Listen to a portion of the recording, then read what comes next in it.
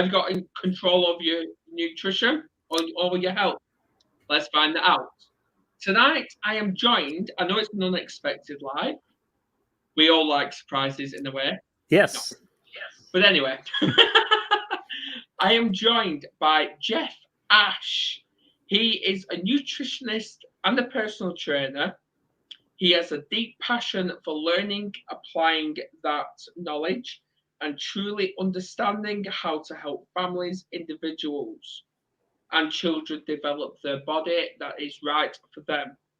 He has a particular interest in weight neutral, non dieting approaches to nutrition and physical activity, applying the SATA principles of eating competence and the division of responsibility when working with children and families. Now, welcome, Jeff. Thank you. Glad to be here with you. No. Yeah, so obviously I know we had a podcast, like it was a group one. We're talking last month, a couple of months ago, whenever that was. So I thought, you know what, I'd bring you one-on-one and let's actually get to know you, like who you are, like. So who is Jeff Ash? Like, where is he in the world? And I like a bit of a background. Okay. Well, I am located in Dallas, Texas. So I'm quite a ways away from you there in the UK. And so this is where I grew up in New Mexico, and that's where I lived the bulk of my life. So I've been in Dallas since 2012. And I have a really strong passion for nutrition and physical activity. And so those are and also children and families. I used to work as a children's pastor for a number of years also. And so that work also kind of helped set the stage for and set me up for my desire to work with families and children in the area of nutrition when I decided to pursue that direction also. And so, so that's kind of what drives that. And my nutrition coaching has been with individuals as well as families. And so those are the kinds of things that really kind of drive me. I'm also a very active person, so I love being outdoors and doing things with my dogs, and I love the mountains and those kinds of things too. And so all of those things seem to work really well with my desire for physical activity and passing along that love to other people, hopefully. Brilliant. Now, obviously, we know nutrition does have a massive impact on our mental and physical health, and obviously it's all about getting that control over it. Now, people think, I'm just going to eat. I don't care about like my weight and all that, but really, if you feel like negative, that's going to have a bad impact on your mental health. Mm-hmm. Yeah, it really does. And, there is certainly research that shows that that diet can play a role in things like reducing depressive symptoms. We know that with physical activity also. There's been studies, we see this just in practice also, but there's also been research validating this stuff too, that being physically active is beneficial and can help with depressive symptoms. It's not necessarily a treatment for it, but I think anytime that we improve the health of our body, the physical part of our body, it translates into really any other area of health also, because we know as human beings, we're not just a physical being. And so our health should not just be centered around the physical part of our body. So the food that we put in and the activity that we're engaged in, there's the physical part, of course, but there's also the emotional and psychological and economic and intellectual and social and all these different, and probably spiritual for many people also. So all these different aspects or facets of our health, they're all tied together. And so a weakness or a deficiency in any one of those areas is going to translate into a weakness or a deficiency in the other areas too. So, coming back to the nutrition and physical activity part, when we take care of the body that we have and make sure that it's as healthy as possible, that's going to contribute then to overall health and well-being in other areas too. It's just like when we're struggling with our physical health, you look at people with chronic medical conditions and how those chronic conditions that impact their level of energy and how they're feeling and pain levels, that translates into challenges in other areas of their health also. Yeah. And so so it's very important. Yeah, and obviously as the saying goes, you are what you eat. To some extent, I'm probably a little bit different than a lot of nutritionists in that I think that how you eat is probably more important than what you eat.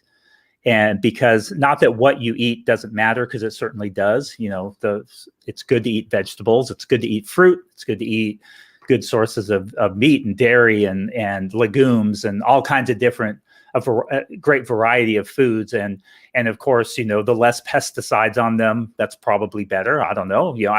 Some people like to eat organic, for that reason. They just try and minimize pesticides. Other people, you prefer fresh fruit and those kinds of things, and minimizing sugar, all the things that we hear about that are, quote, healthy.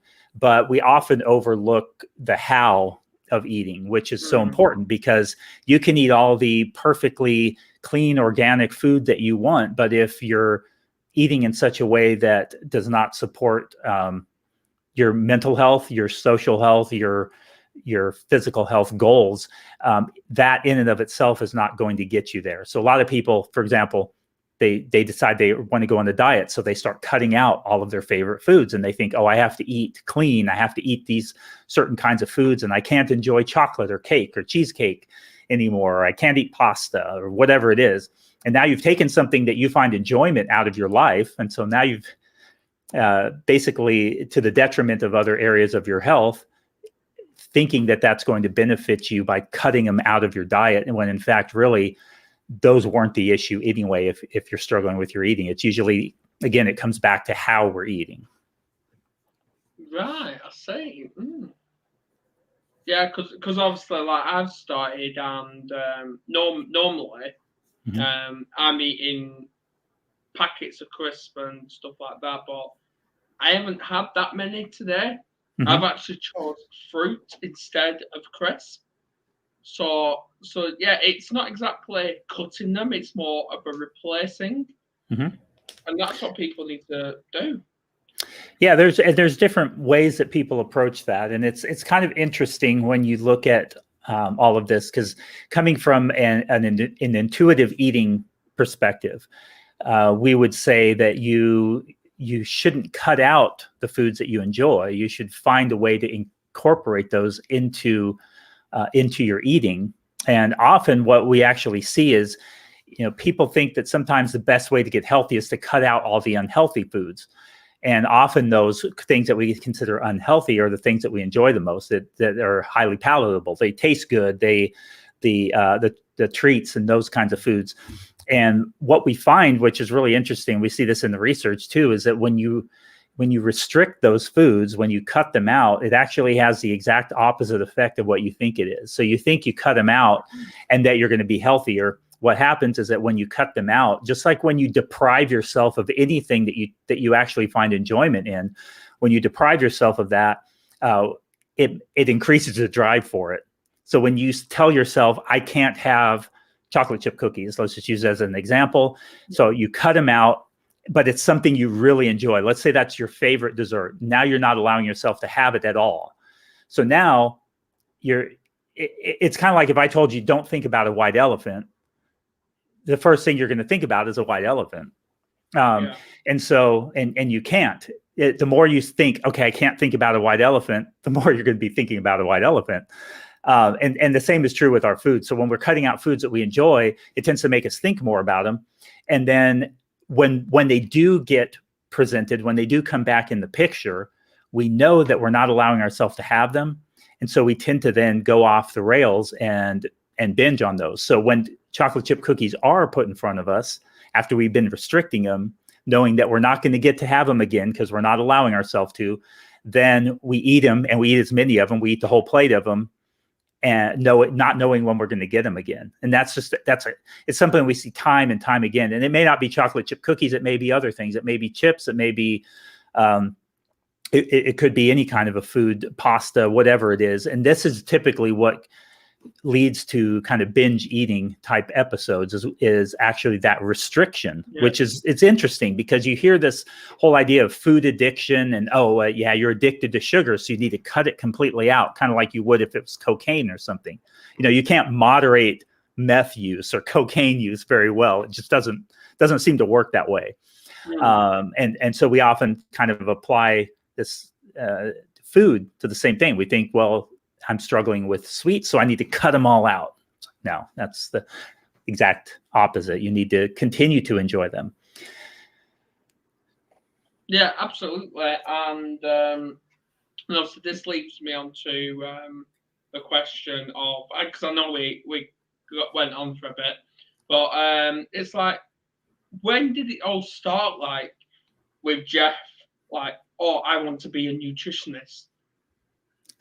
Yeah, well, it's really interesting because I got interested in that for my own health and well-being initially. As I was improving my own health and stuff, I just got interested. I've always liked to know how things work, and so I wanted to know how my body worked and how I could make it do the things I wanted it to do. So I just learned about those things, and then over time, I just kept learning more and more, and it was really interesting. And the more I learned, the more I wanted to know, and the more I gained understanding, the more I wanted to gain more understanding. And so that kind of is what led me to pursuing it as a on a professional level. So yeah, so it's kind of that passion that drove me to that. But then also, as I started to help people and share advice around, even before doing it at a professional level, I saw the benefits that people get from that, the joy that they get when they make a change in their life. My late wife, my first wife, passed away in 2010, and she had gone up as high as 450 pounds. She lost 140 pounds over about an 18-month period. That kind of, I helped her through that process too. And seeing the change in just how she was able to move at the beginning of that versus toward the end there, before she passed away. She passed away of something unrelated, but just seeing the difference. Before, I used to have to drop her off at the front door when we went to a restaurant. At the end, we could park somewhere in the parking lot, and she was more than capable of walking up to the door herself. All those small little things that many of us would take for granted, but seeing the ability of going from not really able to function very well in a lot of different situations to being able to actually function relatively normally. Yeah. And so that, I guess that is a lot of what drove me to wanting to do this at a professional level and be able to help as many people as I could, which then also, because of seeing that and seeing the impact that someone with that kind of weight and the stigma that's attached to it, the judgments that people pass on you, all of that's kind of what drove me to, and also the evidence for it, but drove me to kind of this intuitive eating approach that it was very attractive to me. Exactly. It's somewhat more of a gentle approach to getting a handle on your health and well-being. Rather than the typical diet mentality where it's like diet hard to get the weight off your body at whatever the cost is. Exactly. And especially with these restrictions, which has gone on for the last year, that's not helped either, because a lot of people have turned to bulimia. Yeah, and that's what happens when we restrict ourselves, because restriction leads to binges, episodes of binging, continued episodes of and binging is different than just overeating. Like yesterday, I overate. We had pizza and I had some cookies and I ate more than I needed to, but I don't call that a binge, because I didn't feel bad about myself afterward. I knew what I was doing. I just chose to eat more because it was our anniversary. And so I thought, hey, I'm going to eat some pizza, and I wasn't really hungry, but the cookies looked good. So I went ahead and ate those anyway. And I went about my business. And today I didn't feel like I had to go burn it off. I didn't say, oh my gosh, I'm such a failure. I can't believe I ate that, which is something that a lot of people struggle with. And that's the kind of thing that leads to these unhealthy binges where people will restrict. We call it a binge restrict cycle. So you restrict, you feel good about yourself because you're sticking to the plan on your restriction. You're like, yeah, I'm doing good. I'm avoiding this. I'm avoiding that. I'm sticking to my low calorie target that I have for myself. But then it becomes too much. And then you're like, I can't take this anymore. Or something, a social situation comes up and then you eat and you binge. So, and that binge then brings with it feelings of guilt and shame often when it shouldn't, but it does for many, many people. They feel bad about themselves. They also do kind of this what the hell effect kicks in where they binge or they eat a few cookies and they're like, oh, I went off my diet. I had a few cookies. So what the hell? I might as well just go off the rails and go all in and turn it into a full-on binge session. What happens though is that you get these negative feelings. And this is where it ties into that emotional and mental health aspect that we're talking about, because binge eating disorder is actually a mental health condition that develops as a result of this constant binge restrict cycle where we're going in it. And the first time, it happens, you feel bad about yourself. But then you get back on track and you restrict yourself again. And then you binge again. And then you restrict yourself. And it keeps going in the cycle. And each time you go around that cycle, it gets worse and worse. It builds on itself. You lose confidence in yourself to regulate your own food intake. You lose confidence in yourself to know what's good for your body.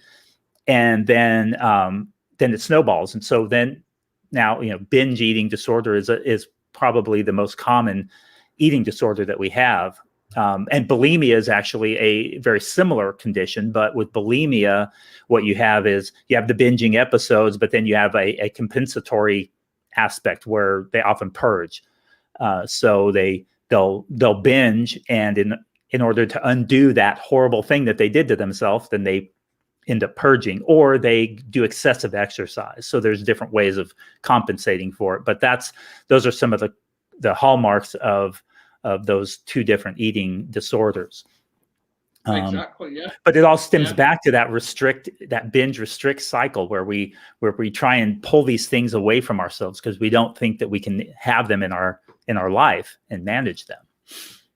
Yeah, because what I've learned over the last few days is because normally just like a small packet of peanuts, shall I say, I can eat them as a snack. But after doing a little bit of research, it doesn't actually fill you, that packet. But if you're eating, like, I don't know, a watermelon actually fills you more than a packet of peanuts. Yeah, and that's kind of an interesting thing. And one of the things with the way that our diet culture and diet mentality is set up is we have these little hacks and these little tricks like that you kind of referred to there, where we might encourage somebody to think about the volume of the food. So higher food volume, lower calorie, because nuts are pretty dense in calories. There's a lot of fat in nuts, and so a handful of nuts might be 250 calories or 300 calories just for a small handful of nuts, where you could eat an entire watermelon for probably that much. But at the same time, our bodies need the energy. So we need those calories are energy for our body to function. So what we often will do is we think that, hey, if I just fill myself up with low calorie food, then that's going to be good. That's going to make it easier to stick to my diet. And it might for a while, but what happens is that as your body is craving more energy because you're not giving it enough, then it can increase your appetite. And so now it makes it very difficult to stick to that. So often what I do with clients is I help them find ways to put together meals in a strategic way that will fill them up, but that will also sustain them until the next time that they eat. So some things that we can do with that is, instead of just filling up on vegetables, like a salad can be very filling, but it doesn't provide much in the way of energy. So it fills you up, but as soon as it digests and gets its way working through your system, it didn't give you much in the way of energy. And so now, because it doesn't have very many calories, so now you're starting to feel like you need more food. And so often these low calorie kinds of approaches and trying to go with like a Muller Light or a Dannon Light yogurt or something over the full fat, you're not giving yourself the energy. You're not getting the energy from it. And so your body then starts to feel hungry again. And that can make it really difficult to stick to eating the right amount of food for yourself. Yeah, I noticed, because normally, like today, obviously, I normally have, I don't know, a bacon sandwich, normally. Mhm. And about half an hour to an hour later, I'm getting something else. But today, my partner actually, because obviously I was busy working, so my partner gave me a tuna salad sandwich instead. Mhm. And I had that with a bottle of water, and that actually filled me more than what a regular bacon butt would. Mm-hmm. Yeah, and that's really interesting, because one of the things that I do with families is for children, and this works really well for adults too. So this isn't, but with kids, it's easier to stick it in place, because as a parent, you get to dictate much more of how your kids are going to eat, and so this works out well, and also it's good. But with the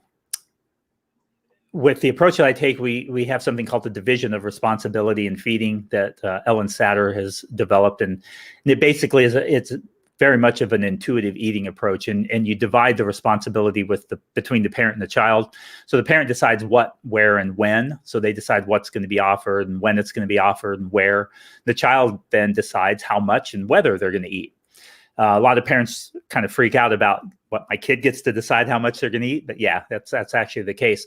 But what's interesting is that when I'm working with parents and on this, is that we find a structure in place that's going to work well. So they decide when they're going to have these different meals and snack times.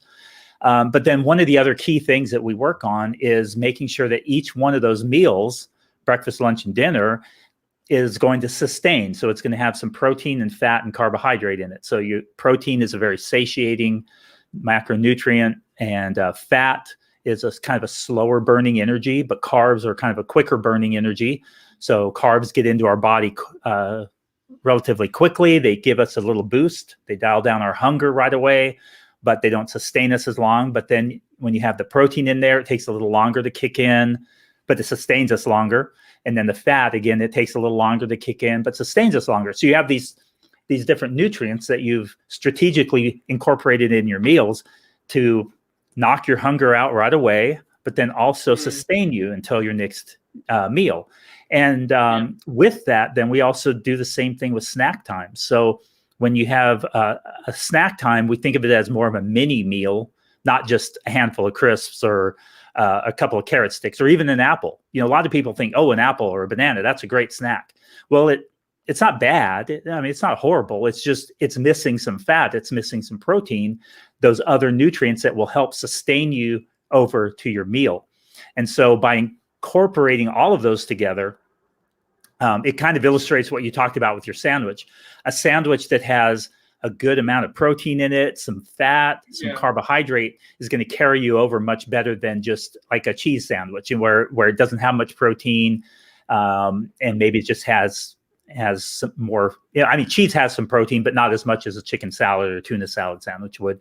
But again, it's that combination of those nutrients that we often, it's easy to overlook the importance of that and the benefit of that in carrying us through the day. What that does, though, is it helps us, again, coming back to the mental health thing, when you're feeding yourself well at a meal and you're satisfied, so you're not leaving hungry, you're satisfied, and that is carrying you over to the next time that you're eating, and you get to your next time of eating with a small amount of hunger, a moderate level of hunger, so you're ready to eat, but you're not starving, so you're not hangry, that kind of a, where you're so hungry that you're moody and irritable and those kinds of things.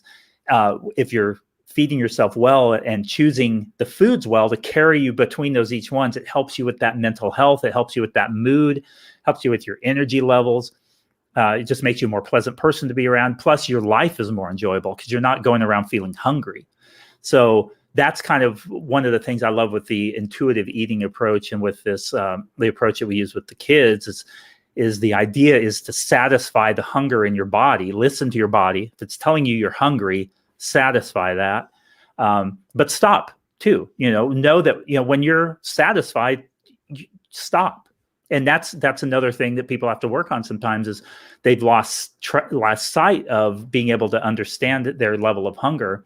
Yeah. When you can kind of tune back into that, it's amazing, because then you can say, you know what, I'm full. And then you have a package of candy there and you're like, you know what, I'm not hungry so I'm not going to eat the candy.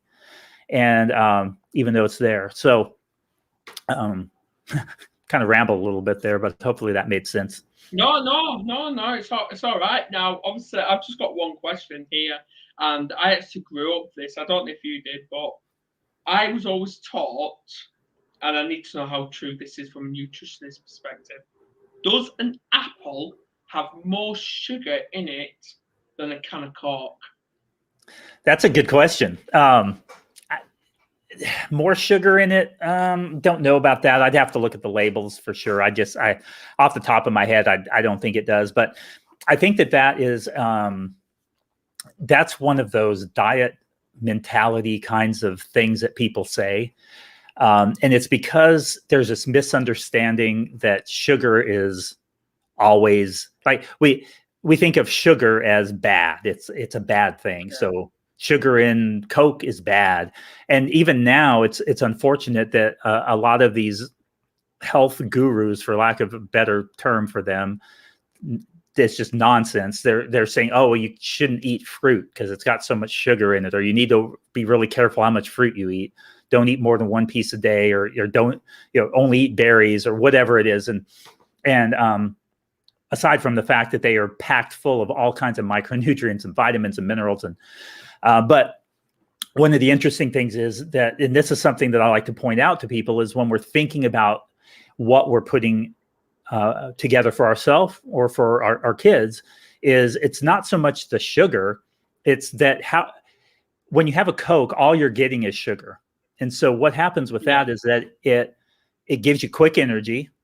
It might knock out your hunger a little bit too, but it drops off immediately. So yeah, boom, it gives you some energy, but then it tanks. And that's why that's where these kind of sugar crashes that people talk about. You get this boost of energy, but it doesn't carry you over. And now you're hungry again. But an apple has fiber. It's got, and that will help slow down the process of getting the sugar into your body. And so that's where the fiber comes into play. It makes it take a little bit longer. Maybe it'll stay in your stomach a little longer than the Coke would. But again, while talking about snacks, I was talking about that earlier, an apple is very healthy. It's a piece of fruit, but it may not be the best snack in and of itself because there's no protein and fat with it. So you add in maybe some cheese with the apple, maybe a little yogurt with it. And now you've got this kind of mix of protein, fat, and carbs that's going to carry you over better. And so long story short is sometimes we think wrongly about the sugar. And again, it comes back to what I said earlier, which is how we eat is often more important than what we eat. So when we get stuck on how much sugar is in something, how many carbs are in something, how much fat is in something, we're thinking about it wrong. In my view, what we need to be thinking is, how can I utilize those things together to best satisfy my body's need for energy, and do that in a way that's going to sustain me from meal to meal, so that I can enjoy my life, so I have the energy I need to do the things that I need to do. And that's going to look different for each person too.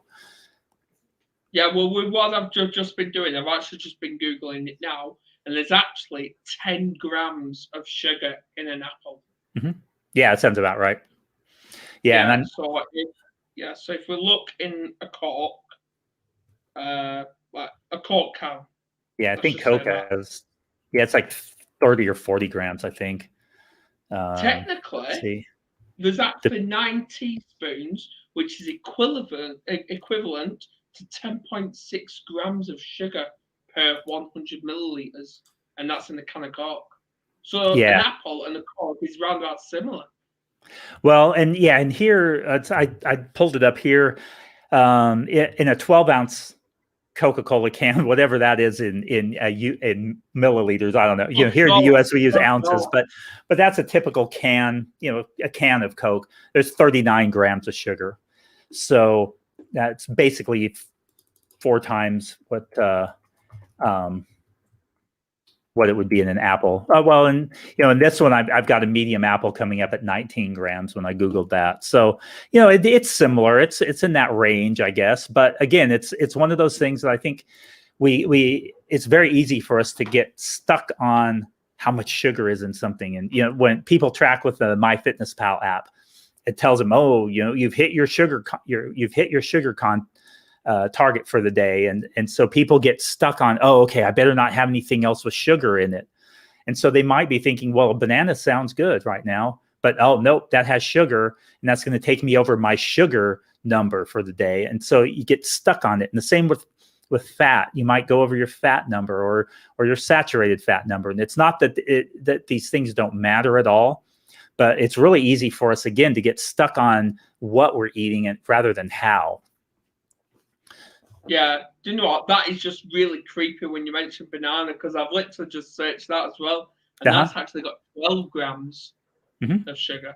Yeah, and but it's a good thing. I mean, that sugar is what our body's preferred fuel source. So glucose, our bodies run on glucose, and they work best that way. Our brains. Somebody who's into the keto diet would tell you otherwise, but really the body functions very well on glucose, and glucose comes from sugar. And when we eat carbohydrate, it eventually becomes glucose. And when you eat, fructose is another type of sugar that's in fruit primarily, but it has glucose in there too. But anyway, these different sugars, our bodies, ultimately the food gets broken down and becomes sugar. So it's good that we understand that sugar is not a bad thing. It's just, is eating just sugar a problem? Well, yeah, that's a problem because, like I said, it doesn't sustain us very well by itself. But when it's a part of a mixed meal where you're incorporating things, where you're incorporating a dessert with your chicken and broccoli and potatoes, and then a nice dessert with it. All of those things together work well to provide us with energy and carry us over and sustain us. Yeah, it's like putting, I don't know, with chips or potato. It's like putting salt on that. It's like you're just adding to the problem. Well, really, I mean, adding salt to your potatoes is really making it just more enjoyable. And so part of what we need to do. Yeah, flavor. And there's nothing wrong with salt either. I mean, certainly the research shows that higher levels of salt are associated with different health conditions. But if we're cooking our own and preparing most of our own meals and that kind of thing, really, we don't have to worry too much about salt intake. And again, one of the things that I think a lot of people get stuck on is we think that each meal has to be just right. That each meal needs to fit within certain health guidelines, like the MyPlate, where each meal should have X amount of protein, X amount of carbs, X amount of fat, X number of servings of vegetables, or even on a daily basis. And what we find that's really interesting is that kids do a great job with this, because kids haven't had their appetite and food intake regulation system screwed up too much yet, hopefully. I mean, as parents, we often do mess that up. But kids have this, we all have it in us sometimes, and that's what I like to work with people on, is to help them kind of get back in touch with that. But what we find is that kids often, one day they might just eat meat, and they may not eat any vegetables. But then another day, that later in that week, they may not eat much meat, and they may feel like a whole bunch of vegetables. This is when we don't, as long as we're not putting pressure on them to clean their plate or to eat certain numbers of bites of things, when we do put that pressure, then they start to have issues here. But if we're not putting that pressure, it's really fascinating, because some days they'll eat, and what happens is it balances out over the course of the week to where they get all the nutrition that they need over the course of the week. If we back off and just make sure we're providing opportunities to eat a variety of foods and allow them to choose and eat the amount that they feel is right for them, they will naturally crave different foods on different days according to what their body needs are. I know when I started eating much more intuitively myself, I have cravings for protein or cravings for carbohydrate. And I tend to try and honor those cravings based on how my body is feeling. And what we find is that our body fluctuates every day. So we don't always need this certain perfect balance of protein, fat, and carbs at each one of our meals. And we don't need to have a vegetable at every meal. And not that that's a bad thing. I mean, that's certainly a goal that we can work toward. But so many of us are not even at the place where we can just stick to the basics of it, the basics of providing enough energy for ourselves at regular times throughout the day. We kind of overcomplicate it, I guess, put the cart before the horse, so to speak, by jumping ahead and getting stuck on the nuances of nutrition rather than how. So that's kind of where I'm coming from when I say the how of eating is often more important than the what, especially early on if you're trying to make some kind of a change. Absolutely. And I would say the education needs to start, like schools, they need to start talking to parents as well about what they're feeding our kids as well. Because there has been times where my kids have gone to school, they've had vegetables for their dinner, but then come home, we make vegetables even though we're unaware that they had that for dinner, and they don't touch it.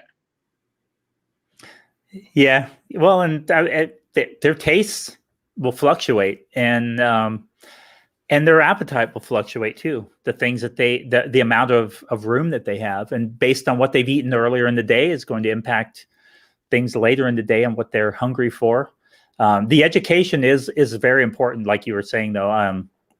That's one of the things I work on with the parents a lot, is educating the parents. But where I start, which is interesting, is I don't start by saying, hey, let's try and put more vegetables in your dinners. Let's try and cut out the sweets. We don't do that. What we do is we work on the education around that how of eating, the importance of setting up a structure throughout the day so the kids aren't grazing constantly. So we say, hey, let's set up certain designated meal times and let the kids know these are the times we're going to eat. And if it's outside that time, then we won't be eating anything. But at each one of those times, I'm going to let you eat as much as you need to fill up and to carry you over. So you don't need to worry about not having food available. I'm going to make sure that you've got enough to eat any time that we eat so that you can fill up, feel good, energized, and that kind of thing. And that's always that's so much more important than talking about and trying to cut down on sugar intake or sweets. What we find is that when you start giving kids that control, that the ability to decide how much they're going to eat, and we're not putting the pressure on them, they naturally will gravitate toward foods that make them feel good. Yeah. And so it's really interesting how it works. I think I've got that problem, but I'm unsure. But anyway, it probably is. I mean, because you wouldn't be alone in that. That's what most people in our society struggle with, and it's because there's a lot of factors, but a lot of it comes back to childhood, the pressure that you were given as a kid to clean your plate, to eat, you need to eat your vegetables or you won't get your dessert. You need to eat X amount or you won't get your dessert. If you were a bad boy, you don't get dessert tonight, or, go into bed without dessert. Those kinds of things where there's either punishment or pressure put around the feeding process. And it's that mental health thing, again, tying back, it does a number on our mental health, our emotional health, how we think about food, and what we think about ourselves, our bodies. When our parents tell us we shouldn't eat so much, we know what that means. It means they don't want us to get fat, right? Exactly. So now you're going through, well, yeah, my parents think I'm eating too much and I'm going to get fat, or that I am too fat. Even worse is, you're the bigger kid in your family. Maybe you're a larger kid and you've got two siblings that are pretty skinny. And, mom never says anything about them eating dessert. Why does she always say that, ask me, hey, are you sure you want to eat that? Are you sure you want seconds? Isn't that an awful lot of food? They're basically telling you that, yeah, you're fat. You shouldn't be eating as much. Look at you're not as fat as your siblings. And that kind of stuff is so damaging to children, and it carries over into adulthood. And and so and what happens is it often drives it even further. So a child we often see this where a kid is just a bigger kid. I mean, just by nature, they just happen to be a bigger kid. But then because the parents are pressured by society, and it's all well-meaning. So this is the thing, parents shouldn't feel bad about. This is stuff that society pushes us to do. They push this thin ideal on us and make us think that if we're thin, then we're the right size. If we're bigger, then we're not. And often then that pressure gets translated into this feeding relationship. Again, coming back to that how that I talked about. And so we have kids getting pressured when they just happen to be in a bigger body, or they were going into a growth spurt and their body will catch up with them very shortly. But the parents put that pressure on them to slim them down to match up to some ideal. And then now it causes that feeding problem, and that carries over. Absolutely. So obviously the last question is, if people want your support, where can they reach out to you? Yeah, you can reach out to me on LinkedIn or Facebook, Jeff Ash. You can find me at hopedrivesme.com. That's my website. And you can find out how to get in touch with me there. And I can set up a consultation with you and talk about where you're struggling and where I might be able to help you. So, and I'm also on Instagram at Jeff Ash Fitness. So you can find me there as well. And I post tips and different things like that on there to help parents and individuals with all of this stuff. So. Brilliant. And all I've got to say is thank you for coming on. Yeah. Thanks for having me on. It was a nice little chat. Yeah, it was. Yeah. Yeah. So, just please don't be a stranger. I will be bringing you on again. I did try getting Rebecca to come on with us, but she's busy.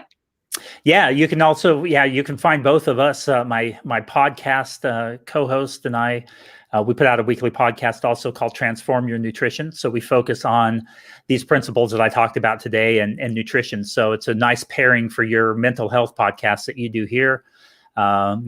Listen to the two of them and you can kind of nourish both areas of your health, mental health and then the nutrition side of things. Absolutely. And on that note, I will be ending this podcast. Please join me tomorrow live 9:00 in the evening, where I'm going to be joined by Rachel Johnson. She's going to be telling her story, how she grew up in foster care to transforming her life. And we're going to talk. Sounds great. And on that note, cheerio.